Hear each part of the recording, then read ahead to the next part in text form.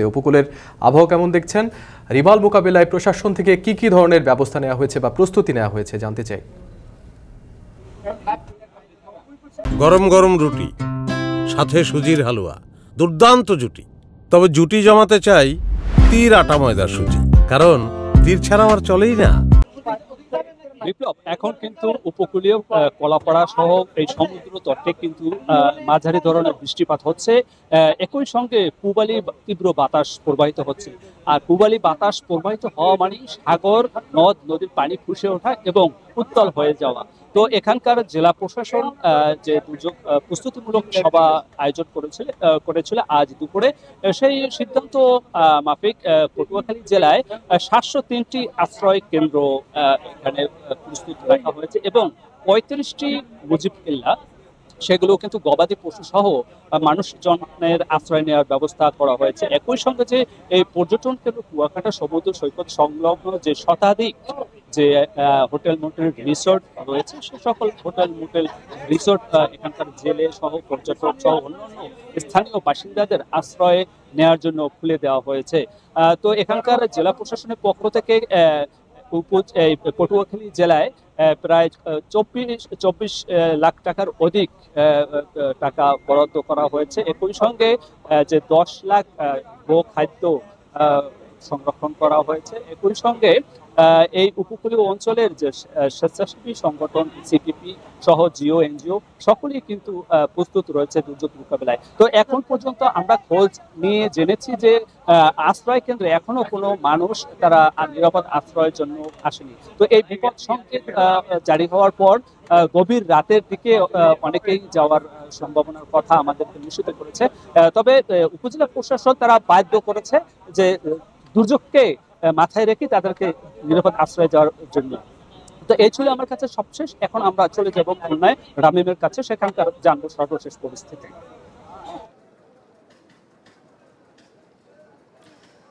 জসিম, আসলে আবহাওয়া অধিদপ্তরের দেওয়া তথ্য অনুযায়ী যে ঘূর্ণিঝড় রিমেলের যে প্রভাব সেটি কিন্তু সন্ধ্যার পর থেকেই খুলনা অঞ্চলের কিছু কিছু জায়গায় কিন্তু দেখা দিয়েছে। আজকে এই সন্ধ্যার পর থেকে কিন্তু খুলনা অঞ্চলের বিভিন্ন উপজেলা এবং জেলা শহরে কিন্তু বৃষ্টি হয়েছে এবং উপকূলীয় এলাকা যেগুলো রয়েছে সেখানে কিন্তু কিছুটা বৃষ্টি হয়েছে এবং সামান্য যে বাতাস সেটি কিন্তু বইতে শুরু করেছে এরই মধ্যে। তবে এখনও পর্যন্ত কিন্তু তেমন কোনো সমস্যা বা তেমন যে ঝোড়ো হাওয়া সেটা কিন্তু এখনও দেখা যায়নি। তবে এখানকার যারা উপকূলীয় অঞ্চলের যে প্রশাসন রয়েছে, প্রশাসন সকলের সাথে আমরা কিছু কথা বলেছি এবং তারা যেটি বলছেন যে এখানে কিন্তু ঘূর্ণিঝড়ের যে পূর্বাভাস পাওয়ার পর থেকেই কিন্তু তারা প্রস্তুতি শুরু করেছিলেন এবং আমাদের এই অঞ্চলের যে কয়রা, পাইকগাছা এবং এছাড়াও যে উপকূলীয় যে অঞ্চলগুলো রয়েছে সেই অঞ্চলগুলোতে কিন্তু তারা ব্যাপক প্রস্তুতি নিয়ে রেখেছেন। এখানকার জেলা প্রশাসন যেটি বলছেন যে এখানে প্রত্যেকটি উপজেলাতে কিন্তু আশ্রয়কেন্দ্র যেগুলো রয়েছে সেগুলো প্রস্তুত রাখা হয়েছে। এর পাশাপাশি স্বাস্থ্য কেন্দ্র যেগুলো রয়েছে বা স্বাস্থ্যকর্মী যারা রয়েছে তাদের জন্য কিন্তু প্রত্যেকটা ইউনিয়নে কিন্তু এক একটি করে টিম রেডি করে রাখা হয়েছে। এছাড়াও সেখানে খাবার, পানি এবং খাবারের যে সরবরাহ সেগুলো করার জন্য কিন্তু সব কিছু রেডি রাখা হয়েছে বলে জেলা প্রশাসক জানিয়েছেন। তবে এই অঞ্চলের সবচেয়ে বড় সমস্যা হচ্ছে এই অঞ্চলের যে উপকূলীয় অঞ্চলগুলো রয়েছে সেই উপকূলীয় অঞ্চলের বেড়িবাঁধগুলো, তাই নিয়েই বেশি আতঙ্কে রয়েছেন এখানকার উপকূলবাসী।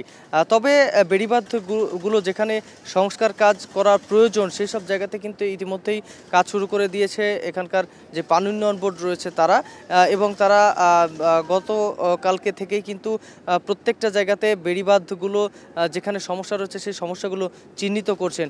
এছাড়াও স্থানীয় প্রশাসন তো রয়েছেই, তারা কিন্তু সব ধরনের প্রস্তুতি কিন্তু তারা নিয়ে রেখেছেন এখনো পর্যন্ত। তো এই ছিল আমার কাছে খুলনা থেকে সবশেষ খবর। আমরা এখন যাব সাতক্ষীরাতে, সেখানে রয়েছেন আমাদের সহকর্মী আহসান রাজীব। সেখানকার পরিস্থিতি কেমন এবং ঘূর্ণিঝড়ের কোনো প্রভাব সেখানে দেখছেন কিনা? সাতক্ষীরায় সারাদিনই গুমোট আবহাওয়া থাকলেও সন্ধ্যার পর থেকে এখানে ছোট করে বাতাসের ধারা বয়ে যাচ্ছে এবং এখানে তীব্র যে গরমটা ছিল সেটা কিছুটা কমেছে। এদিকে উপকূলীয় এলাকায় গুড়ি গুড়ি বৃষ্টি হচ্ছে, আমরা এমনটি খবর পেয়েছি সন্ধ্যার পর থেকে। নদীতে জোয়ারের পানি 1 থেকে 1.5 ফুট পর্যন্ত কিন্তু বৃদ্ধি পাচ্ছে। এছাড়া নদীর পানিটা এখন গুমোট অবস্থায় রয়েছে, একটা স্থির অবস্থায় রয়েছে। বড় ধরনের কোনো ঢেউ বা মানে বড় ধরনের কোনো সৃষ্টি হয়নি। এছাড়া যে উপজেলা প্রশাসন এবং জেলা প্রশাসন থেকে আমরা শুনেছি যে সব ধরনের যে যাদের প্রস্তুতি সেটা তারা কিন্তু রেখেছেন। জেলা প্রশাসন থেকে আমাদেরকে জানা যায় তাদের একটা কন্ট্রোল রুম খোলা হয়েছে এবং এখন পর্যন্ত 169টি যে সাইক্লোন শেল্টার রয়েছে উপকূলীয় এলাকায় সেই সাইক্লোন শেল্টারগুলো কিন্তু প্রস্তুত রাখা হয়েছে। এছাড়া 468টি দুইটি উপজেলায় 468টি আশ্রয় কেন্দ্র রয়েছে সেগুলো কিন্তু খুলে দেওয়া হয়েছে। একই সাথে যে মোট এখানে জেলায় 718টি আশ্রয় কেন্দ্র খোলা হচ্ছে। একই সাথে যে 169টি যে সাইক্লোন শেল্টার সেগুলো কিন্তু প্রস্তুত রাখা হয়েছে। সেখানে শুকনো খাবারের ব্যবস্থা রাখা হচ্ছে এবং স্থানীয় যে সমস্ত জনপ্রতিনিধি রয়েছেন তাদেরকে কিন্তু প্রস্তুত থাকতে বলা হয়েছে, স্বেচ্ছাসেবকদের প্রস্তুত থাকতে বলা হয়েছে। ফায়ার সার্ভিস এবং পানি উন্নয়ন বোর্ডের বিশেষ করে এখানে উপকূলে যে উপকূল রক্ষা বেড়িবাঁধ রয়েছে সেই বেড়িবাঁধগুলো কিন্তু ক্ষতিগ্রস্ত আগে থেকেই, সেগুলো কিন্তু বিকেল থেকেই সংস্কার কাজ শুরু হয়েছে যে সমস্ত ক্ষতিগ্রস্ত পয়েন্ট রয়েছে। মোট এখানে 170 কিলোমিটার বেড়িবাঁধের মধ্যে উপকূলীয় এলাকার সেখানে 6টি পয়েন্টে কিন্তু আমরা জেনেছি যে মোট 21টি পয়েন্ট রয়েছে, তার মধ্যে 6টি পয়েন্টে অধিক ঝুঁকিপূর্ণ রয়েছে। সেই অধিক ঝুঁকিপূর্ণ পয়েন্টগুলো বিকেল থেকেই কিন্তু মেরামত কার্যক্রম শুরু হয়েছে। এছাড়া প্রশাসনের তরফ থেকে বলা হচ্ছে তাদের যে কার্যক্রম তারা সেটি কিন্তু হাতে নিয়ে রেখেছেন আগে থেকেই। একই সাথে যে সমস্ত তিনটি ইউনিয়ন রয়েছে যেটি গাবুরা, পদ্মপুকুর এবং প্রতাপনগর, এই তিনটি দ্বীপ ইউনিয়ন, একই সাথে কৈখালী একেবারে সীমান্তের যে দুর্গম এলাকা, এই কৈখালী ইউনিয়নের যে সমস্ত দুর্গম এলাকার মানুষ রয়েছে তাদেরকে যাতে নিরাপদে সরিয়ে আনা যায় সেই বিষয়ে কিন্তু প্রশাসনের তৎপরতা ইতিমধ্যে শুরু হয়েছে। আমরা জেনেছি স্থানীয় জনপ্রতিনিধিকে সাথে নিয়ে স্থানীয় প্রশাসন তারা কিন্তু ইতিমধ্যে কাজ শুরু করেছেন।